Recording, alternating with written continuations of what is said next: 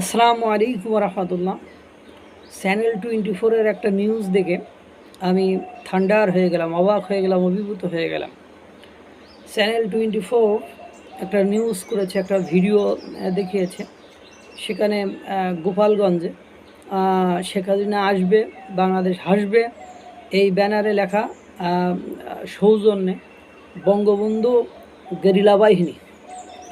Bangabandhu guerrilla বাহিনী আমরা জানি মুক্তিযুদ্ধের সময় অর্থাৎ 1971 সালে পাকিস্তানের সাথে যখন বাংলাদেশের মুক্তির যুদ্ধ হয়েছিল, ফ্রিডম ফাইটাররা গেরিলা প্রশিক্ষণ নিত ভারত থেকে। সেই গেরিলা প্রশিক্ষণ নিয়ে বাংলাদেশে এসে পাক হানাদার বাহিনীর সাথে বিরুদ্ধে তারা যুদ্ধ করেছে এবং সেই যুদ্ধে যারা গেরিলা ছিল তারা গুরুত্বপূর্ণ ভূমিকা পালন করেছিল এবং সেই রূপই মনে হচ্ছে বাংলাদেশে আবারও চিত্রায়িত হচ্ছে এবং তারা স্লোগানে বলছে যে আমার মাটি আমার মা, পাকিস্তান হবে না। অর্থাৎ তারা মনে করছে বাংলাদেশ এখন যাদের ক্ষমতায় আছে তারা পাকিস্তানপন্থী এবং তাদের কিছু কিছু অ্যাক্টিভিটিস, তাদের কর্মকাণ্ড অনেকটা সেরকমই আভাস দেয়। কারণ বিশ্বের এত দেশ, এত রাষ্ট্র থাকতেও বাংলাদেশের বর্তমান সরকার এবং সরকারের ছত্রছায়ায় যারা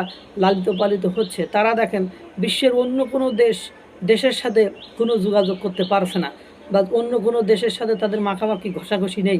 তাদের যত মাখামাখি ঘষাঘষি সেটা হলো যে বাংলাদেশের মুক্তিযুদ্ধের স্বাধীনতা চেতনা বিরোধী মানে যে শক্তি বা স্বাধীনতার যে শত্রুপক্ষ, তাদের সাথে লেনদেন করতে হবে, তাদের সাথে উঠা বসা করতে হবে, তাদের সাথে ব্যবসা বাণিজ্য করতে হবে, তাদের শিল্পীকে এনেই গান শুনতে হবে। এই যে অবস্থা, এই অবস্থা এবং যা সেই সময় মুক্তিযুদ্ধের সপক্ষে যারা শক্তি ছিল সেই সপক্ষে শক্তিগুলোকে দমন নিপীড়ন নির্যাতন করা হচ্ছে, এরকমটাই তারা ভাবছে। পাশাপাশি আপনারা দেখবেন যে বঙ্গবন্ধু শেখ মুজিবুর রহমানের নামের পরিবর্তে ওই পাকিস্তানপন্থী যে লোকগুলো তাদের নাম ওখানে বসানো হয়েছে। যেমন আপনারা কুষ্টিয়া বিশ্ববিদ্যালয়ে শাহ আজিজ মানে হল, বঙ্গবন্ধু শেখ মুজিবুর রহমানের পরিবর্তে শাহ আজিজুর রহমানের নামে হলের নামকরণ করা হয়েছে। অথচ এই শাহ আজিজুর রহমান 1971 সালে বাংলাদেশে 25শে মার্চ রাতে যে গণহত্যা হয়েছিল, সেই গণহত্যার মানে বিপক্ষে আপনার জাতিসংঘে মানে অবস্থান নিয়েছিল, শক্তিশালী অবস্থান নিয়েছিল এবং জাতিসংঘকে তিনি কনভিন্স করার বারবার চেষ্টা করেছিলেন যে না, কোনো বাংলাদেশে কোনো ম্যাসাকার হয়নি, বাংলাদেশে কোনো গণহত্যা হয়নি। সেই বঙ্গবন্ধু শেখ মুজিবুর রহমানের জায়গায় সেই মানে শাহ আজিজুর রহমানের নামে সেই হলের নামকরণ করা হয়েছে।